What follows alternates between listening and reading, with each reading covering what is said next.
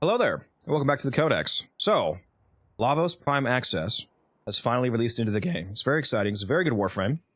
I have both, not both, that means two. I have all three of Lavos Prime, Cedo Prime, and Dual Zoren Prime formatted up all the way. So first I'm going to go over these three builds, talk about some of the intricacies about them, as well as just showing you the mods I'm using, of course, and then we will go and showcase the whole Prime Access loadout. Starting off with Lavos here, let's go over the shards. Now, the first note about these Archon Shards, flat out, you do not need any of them for this frame to be amazing, which is how most Warframes work when you build them appropriately. You don't need any Archon Shards. So I want to throw that out there. Don't think you need these. But if you want to use them, the five that I'm currently using is one Tau Forged Emerald Shard for +3 max corrosive stacks. You can have a 98% armor strip, because that's what this will give you with corrosive procs. I'm using 3 for duration, because I'm not using any duration mods on this build. And then I'm using 1 casting speed shard. If you were to not use any shards but 1 on this build, I would say the most important one here is the casting speed shard, if you're playing him as a caster setup, because you're going to be casting so often that you're really going to notice this enhanced casting speed. It makes him feel much smoother to play with. Now let's go into the actual build here.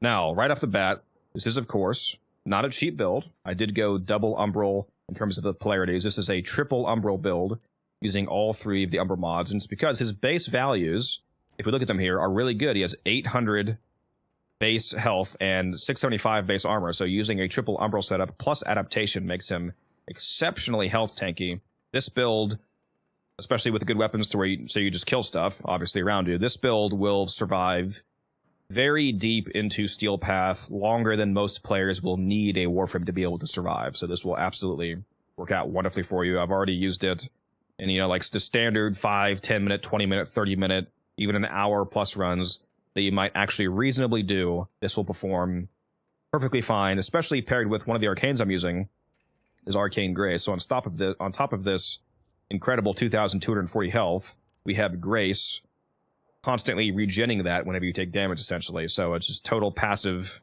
maintenance. Now, we already mentioned 4 of the mods here. Triple Umbral plus Adaptation is your survivability mods. We're using Overextended as our range. So we have 190% range, so that any of his 4 abilities that have a radius are greatly enhanced. His first ability, though, Ophidian Bite, is actually going to have 220% range, because we're using a double augment setup, and one of the augments that we're using is Swift Bite. This one gives you 30% additional range specifically to that ability, so only Ophidian Bites.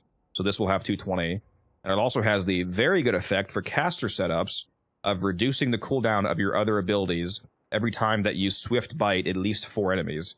So Valence Formation Augment, this one is very incredible. I cannot imagine actually playing Lavos without this augment, because it's so strong that it basically forces you to run it.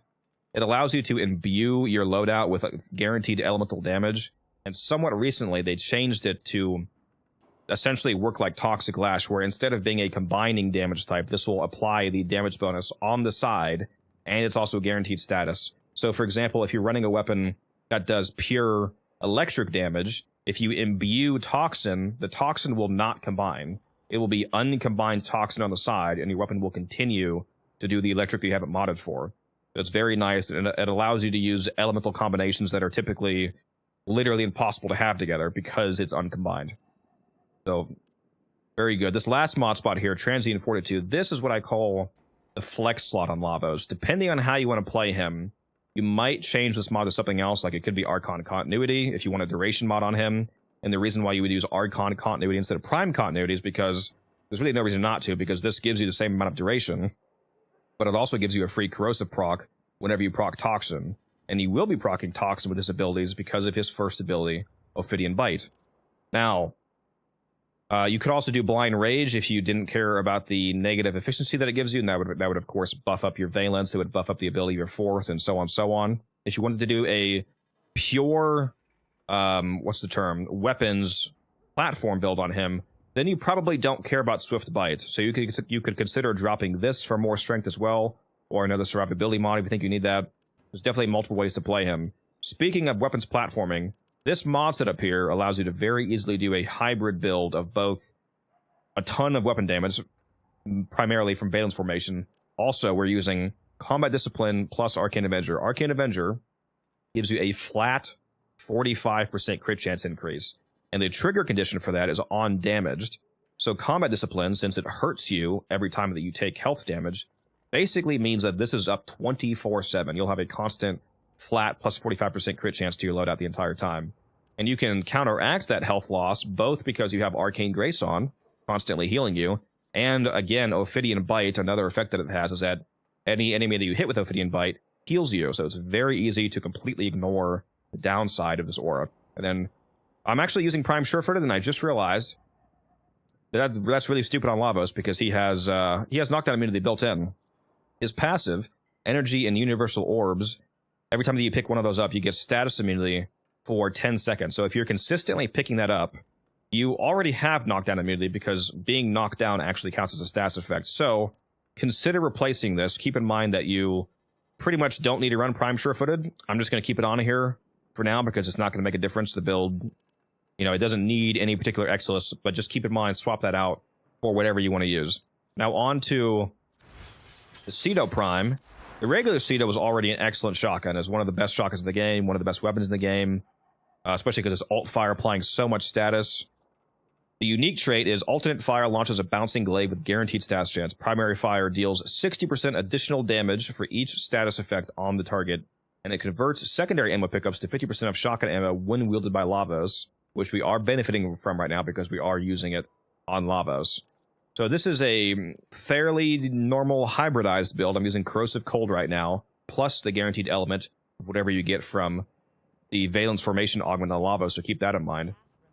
Definitely make sure you use Galvanized Acceleration. The extra length on this dramatically increases your fall off, so you can shoot people from very far away without losing any of your damage, because that's how shotguns function. The reason why we're using both Prime Point Blank and Galvanized Savvy, because I know those both appear to be base damage, is that Galvanized Savvy is actually, along with the trait, it actually functions multiplicatively on the Cedo, at least on the alt fire, I believe.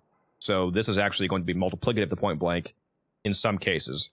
And the crit mods, of course, we bring up the crit. It has much better crit than the original version. Now the alt fire is where you get into the really fun territory on the Cedo. So you can see right now this has 150% status chance because we're getting 200% from Savvy and the two dual stats. This actually is going to have 300% status chance because Primary Crux, an arcane that we recently just got with the Hex area, is absolutely insane on this weapon. If you read this, it's on weak point hit. You get 30% status chance and 6% ammo efficiency for 10 seconds, up to 10 stacks. So that means 300% status chance and 60% ammo efficiency. 300% status chance on the alt fire, which has 50%, means that you're getting another 150. So 300% status chance per glaive. The glaives are affected by multi-shot, so you're going to be pumping out at least 4 glaives, if not 5, that all have 300% status chance, and everything on the map will just be coded in status from whatever you put on your Cedo. So it's Corrosive Cold Blast, plus, again, we're playing as Lavos, whatever element you add to it with Valence Formation, which that element is also guaranteed to proc status, making this even more funny. Now let's go over the dual Zoren here. We went with a basic melee influence setup because, I mean, it's hard to beat turning your melee into an AoE nuke, basically. So this is, at least ever since the Galvanized mod setup, basically the mods that you would expect to see. We have Galvanized, I can't speak, Elementalist, plus Galvanized Steel, giving you lots of status damage multiplication, lots of extra status chance after you get kills. The crit chance and crit damage from this. Still using Blood Rush, of course. The Bane mod is, on a melee influence build, a ton of extra damage because this 1.55x multiplier actually triple dips influence. So it's your damage times 1.55 times 1.55 times 1.55 again. So it applies 3 times, which is actually a 272% damage increase for your electric procs, specifically that's spread through influence. So this quadruples your melee influence damage, so just keep that in mind. However, if you don't like using Banes because you don't like swapping the mods around, that's okay. You can replace it. It will still kill stuff. You have other choices. You can put on Primed Reach, for example.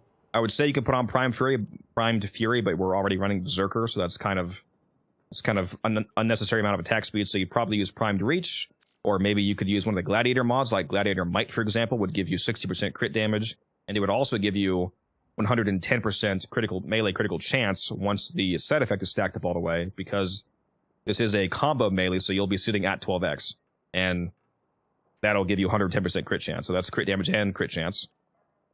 Or you could put on just, you know, any other number of mods. Just do not put on another elemental mod unless it's the dual stat shock, because you want to do pure electric damage because we're using melee influence, and you cannot trigger influence without having electric on the melee, which you could do via Lavos, again with the augment, so keep that in mind.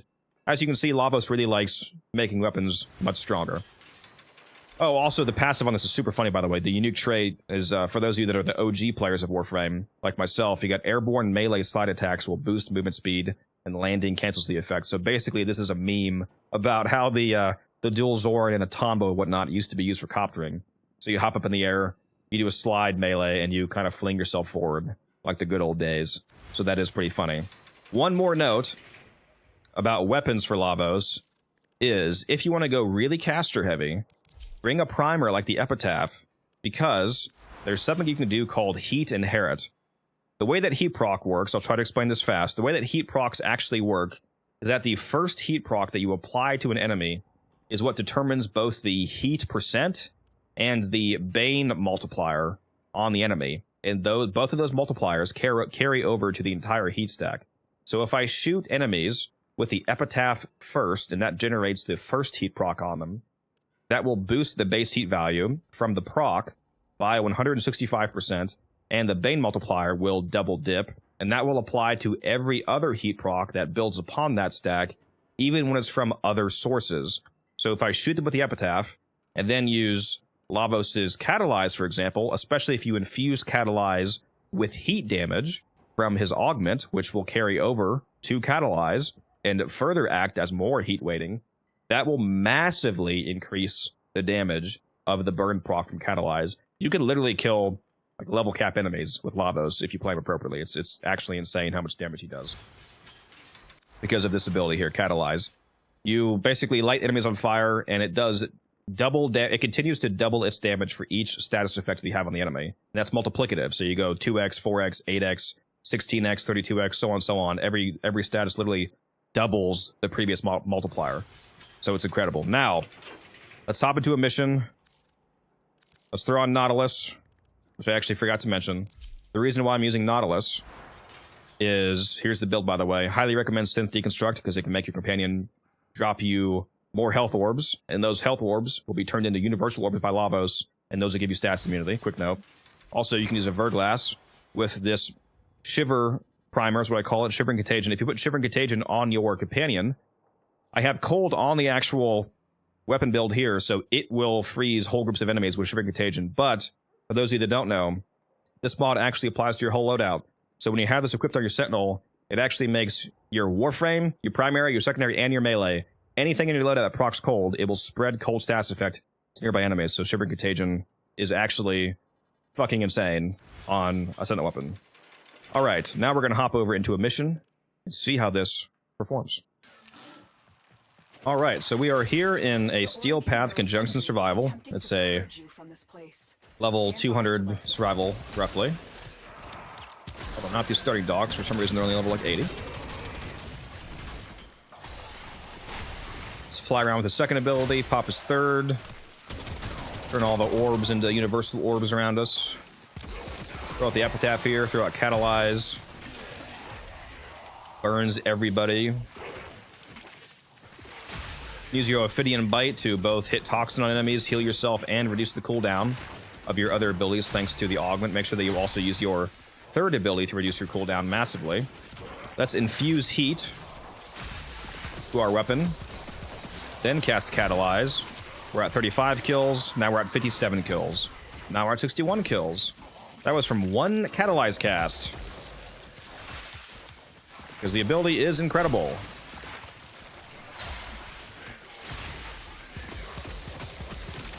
Again, we'll spam the Epitaph, cast Catalyze. Melts everything. So as you can see, you can definitely go a caster heavy build on this. Because his fourth ability, when you use it correctly, absolutely dominates. Apparently the Stalker's going to attack me. You wanted to He wanted to be part of the video. That's okay. Go ahead and get in here.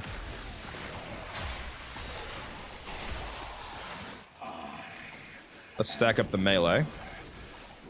Let's do a toxin and a cold infusion, and then cast an ability to infuse viral. So now the dual Zoren, even though it's pure electric, has viral on the side to multiply that electric. Do insane damage. I have no idea where the stalker spawns. He appears to... There he is. Where did he go? Don't run. Come here. Yeah, goodbye. You're done. I am running the Naramon Focus School because keep in mind that melee build that I showed you guys, it had no combo duration on. So unless you want to run a Dexterity Arcane, for example, which I'm not at the moment, you probably want to run Naramon. That way you don't constantly lose your combo. Just with Naramon alone, you easily keep your combo up. Let's go ahead and infuse electric again. Sorry, not electric. Viral, I mean. Here we go. Now, this is what I was saying about if you want to play a weapons platform Lavos build, you might want to just swap out the bite augment for continuity, for example. That way you can keep the elemental damage bonus for a lot longer, so you don't have to recast the buff as often. See, in conjunction with Avenger, we're hitting red crits. I think this build gives you 185 or 195% crit chance from just Blood Rush and the Galvanized Steel mod, because the base crit on the weapon is so good. It's base 30%, so it's basically all orange crits on this setup. The red critting is coming from Avenger. Avenger is also really crazy on the Cedo. Let's pull that out, because the Cedo alt fire on this build only has 30% crit chance. So with Avenger, we go from 30 to 75% crit chance, and forcing the alt fire to crit is a ton of damage. Let's go ahead and showcase that right here. We are using primary crux, so keep in mind the main fire is going to be a machine gun, basically, because you're going to run out of ammo so slowly thanks to that 60% ammo efficiency. You can just keep firing, so you barely have to reload. And then that 30% or that 300% status chance on the alt fire is going to go super, super hard. And all of that status, if you're doing a hybrid build, a caster build, keep in mind that priming them with that Cedo like that is also going to make your fourth ability do way more damage. Because again, it doubles the catalyzed burn damage for each status type on the target. So yeah, I'm a big fan of the whole Prime Access. Oh, let's show off the Zoren funny slide thing. Here we go. Let me actually do it properly. There we go. Yeah, when you do a slide melee, you slide the melee, you fly through the air like that. It's not nearly as far as how it actually used to work, but it is a funny reference to coptering when that existed. I do like the memes. Now let's go ahead and do my favorite infusion combination, which is cold and heat to infuse blast. And we now have guaranteed blast procs on our Cedo, for example. I just went down because I'm not paying attention, apparently.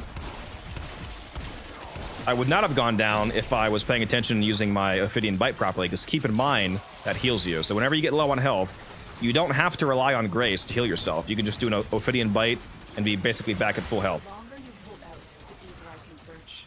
So very easy to stay alive, if you're not like me and you actually pay attention to your health bar. Yeah, Crux is incredible. Priming with your secondary if you want to boost up Catalyze is incredible. The dual Zoren absolutely shreds with a standard influence crit setup. That's about it. I don't want to drag the video out too long. I'll probably wait for a... I don't think we had an Acolyte yet, did we? Did we have an Acolyte already, or did I kill it instantly? We might have. Maybe we did already. We killed the Stalker pretty fast, so that's close enough. Let's take out this Thrax right here. Hit him in the head. And yeah, I'll let you guys go. Let me know down in the comments, do you like Lavos? Do you like the more nuanced playstyle that he has compared to some Warframes? How do you like the Cedo especially? Do you like the memes of the dual Zoren and how it relates to the old coptering from, you know, a decade ago? Let me know down in the comments, and I will see you guys in the next one.